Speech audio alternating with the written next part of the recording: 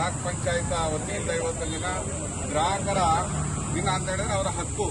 ಅದು ಎಲ್ಲಿಂದ ಪ್ರಾರಂಭ ಆಗುತ್ತೆ ಅಂದ್ರೆ ಪ್ರತಿಯೊಬ್ಬ ಗ್ರಾಹಕನು ಕೂಡ ಬೆಳಿಗ್ಗೆ ಎದ್ದು ಒಂದು ಹಾಲು ನಂದಿನಿ ಡೈರಿ ಅಥವಾ ಒಂದು ಹಾಲನ್ನು ತೆಗೆದುಕೊಳ್ಳೋದ್ರಿಂದ ಹಿಡಿದು ರಾತ್ರಿ ತನಕನೂ ಕೂಡ ಅವನು ಒಂದಾಲ ಒಂದು ವಿಚಾರಗಳ ಬಗ್ಗೆ ಅಥವಾ ವಸ್ತುಗಳ ಬಗ್ಗೆ ಅವನು ಗ್ರಾಹಕನಾಗೇ ಇರ್ತಾನೆ. ಇಲ್ಲಿ ಎಲ್ಲೋ ಕಡೆ ನಮಗೆ ಗ್ರಾಹಕರಿಗೆ ಮೋಸ ಆಗುತ್ತೆ ಅನ್ನೋದಕ್ಕಿಂತಲೂ ನಾವು ಎಲ್ಲೋ ಒಂದು ಪದಾರ್ಥ ನಾವು ಕೊಂಡ್ಕೊಳ್ಳಕ್ ಹೋದಾಗ ಅವರು ಉದ್ದೇಶ ಪೂರ್ವಕವಾಗಿ ಆ ರೀತಿ ಮೋಸ ಮಾಡದೆ ಇರಬಹುದು. ಆದ್ರೆ ಅವ್ರಿಗೋದು ತಿಳುವಳಿಕೆ ಬರ್ದೇನೆ ಇರಬಹುದು. ಅಂದ್ರೆ ಅಲ್ಲಿರುವಂತ ಎಕ್ಸ್ಪೈರಿ ಡೇಟ್ ಇರ್ಬೋದು, ಮತ್ತೆ ಮತ್ತೊಂದು ಕಳಪೆ ಆದಂತ ಆಹಾರ ಪದಾರ್ಥಗಳಿರ್ಬೋದು, ವಸ್ತುಗಳಿರ್ಬೋದು, ಅದು ಅವ್ರ ಗಮನಕ್ಕೇನೆ ಬರದೇ ಇರಬಹುದು. ಆದ್ರೆ ಕೊಂಡ್ಕೊಳ್ಳೋರು ನಾವು ಗ್ರಾಹಕರಾಗಿರ್ತೀವಿ. ಅಂದ್ರೆ ನಮಗೆ ಅದ್ರ ಬಗ್ಗೆ ಜಾಗೃತಿ ಇರಬೇಕು.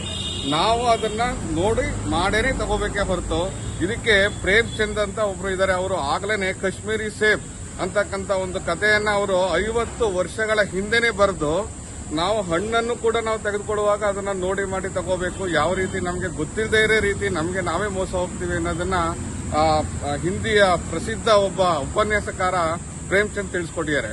ಅಂದ್ರೆ ಪ್ರತಿ ದಿನನೂ ಕೂಡ ನಾವು ಗ್ರಾಹಕರಾಗಿರೋದ್ರಿಂದ ನಮಗೆ ಜಾಗೃತಿ ಬೇಕು.